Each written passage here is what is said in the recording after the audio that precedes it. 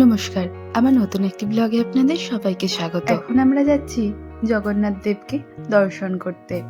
আমাদের হোটেল থেকে জগন্নাথ দেবের এই মন্দিরের দূরত্ব ছিল পায়ে হেঁটে 10 মিনিট থেকে 15 মিনিট।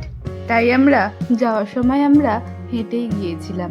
মা, বাপি, পিসিমশাই, পিসিমণি আর অনিশা টোটোতে করে গিয়েছিল ডাক্তারখানাতে। সেখান থেকে এখানে এসেছিল আর আমরা হেঁটে চলে গিয়েছিলাম। ওখানে যাওয়ার পর একটুখানি ঘুরি, তারপরে ফোনটা জমা দিয়ে আমরা ভিতরে চলে যাই মন্দিরের পতাকা লাগানো দেখতে। যখন ফিরে আসি তখন সন্ধে হয়ে গিয়েছে। এবার আমরা হোটেলে ফিরবো। বাপি, পিসিমশাই, পিসিমণি আর অনিশা ওরা ডাক্তারখানাতেই আছে, আর এদিকে আমি, সুমন, ভাই আর মা এখানে ছিলাম। আমরা টোটো ধরে হোটেলেও চলে এসেছি। সামনের পুরী হোটেলটাতে আমরা ছিলাম, আর এর বিপরীতেই রয়েছে সমুদ্র। আগের দিন রাত্রিবেলা আমরা হোটেল খুঁজে না পেয়ে মামাকে যখন ফোন করি, মামা মামাদের পাশের একটা হোটেলের খবর দেয়, আর সেটা দেখতেই আমরা এখানে আসি। আর এখানে আসার পর এই সামনের হোটেলটা আমাদের খুব পছন্দ হয়ে যায়, তাই আমরা এখানেই থেকে গিয়েছিলাম। সামনে বিচটাও রয়েছে। মা এরকমই একটা হোটেল চাইছিল। তারপর আমরা ফিরে গিয়ে রাতের খাবার খাই। খেয়ে যখন আরো একবার শেষবারের মতো সমুদ্রকে দেখতে আসি, সুমনের মাছ ভাজা খাওয়ার খুব ইচ্ছে হয়, তাই আমরা দুটো মাছ ভাজা নিয়েছিলাম। ভাইও আমাদের সাথে ছিল। পিসিমণিদেরকে যখন জিজ্ঞাসা করলাম, ওরাও না বললো, আর মা বাপিও না বললো। ওদের মাথায় এখন শুধু চলছে কখন বাড়ি যাব, বাড়ি গিয়ে ডাক্তার দেখাবো। পিসিমণির যেটা হয়েছিল সেটা আমরা কেউ এক্সপেক্ট করিনি।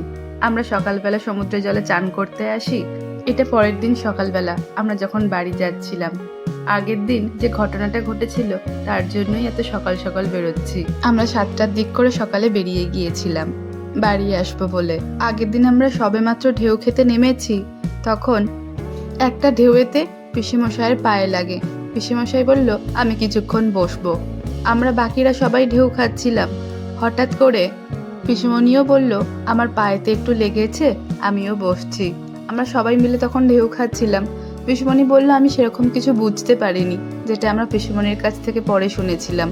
ঘটনাটা এরকম তখন ঘটেছিল, আমরা ঢেউয়ের দিকে পিছন করেই দাঁড়িয়েছিলাম, কিন্তু ঢেউটা চলে যাওয়ার পরে পাশ থেকে আরও একটা ঢেউ আসে, যেটা পিসিমণি বুঝতে পারেনি, যার জন্য পিসিমণির পায়ের পাশে লেগেছিল, হাঁটুতে।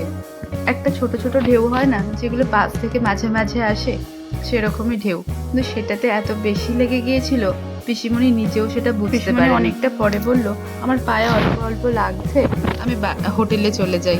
তো আমরা সবাই মিলেই প্রায় হোটেলে চলে আসি, দুপুরের খাওয়া দাওয়াও করি। তারপর বিকেলের দিকে দেখি হঠাৎ করে ফুলোটা বেশি হতে থাকে, তাই সেই দিন বিকেলবেলায় পিসিমণিকে ডাক্তারখানা নিয়ে যাওয়া হয় আর এক্সরেও করা হয়। আর ওদিকে আমরা মন্দিরে গিয়েছিলাম। এক্সরে করার পর ওনারা বললেন হাঁটুতে কিছু একটা জমেছে, যার জন্য এরকম হয়েছে। আমাদের গাড়ির কুট্টির অবস্থা দেখুন, ধুলোয় কাদায় পুরো রংটাই পাল্টে গিয়েছে। তারপর ওই এক্সরে রিপোর্টটা আমরা আমাদের কাকাকে পাঠাই। এক্সরে করান কিছুটা হলেও জানেন, তাই ওনাকে পাঠিয়েছিলাম। উনিও এক কথাই বললেন। তাই তখন বসে সিদ্ধান্ত নেওয়া হলো, আমরা কাল সকালেই বাড়ি ফিরে যাব, আর কোথাও যাব না। আর বাড়িতে গিয়ে আগে ডাক্তার দেখাতে হবে। কিন্তু পা এতটাই বেশি ফুলে যাচ্ছিল যে হেঁটে কিভাবে যাবে পিসিমণি গাড়ি থেকে বাড়ি পর্যন্ত, এটাই বোঝা যাচ্ছিল না। যাই হোক, বাড়িতে যেতেই হবে, তাই সকালবেলা উঠেই আমরা বেরিয়ে পড়েছিলাম। পিসিমণিকে ডাক্তার বেড রেস্ট দিয়েছেন। পিসিমণি এখন স্কুলও যেতে পারছে না। এখন অবশ্য কিছুটা হলেও ভালো আছে আগের থেকে। এর সময় আমাদের বিকেল থেকেই খুব ফুচকা খেতে ইচ্ছা করছিল, তাই আমরা সবাই মিলে দাঁড়িয়ে ফুচকা খাচ্ছিলাম। আর সুমন নিয়েছিল তেলে ভাজা আর মুড়ি। খাওয়া দাওয়া শেষ করে আমরা নবান্নতে এসে চাও খাই।